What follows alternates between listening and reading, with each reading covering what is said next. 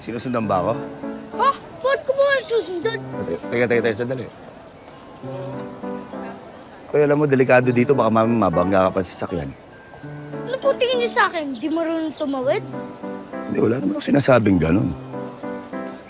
Ano?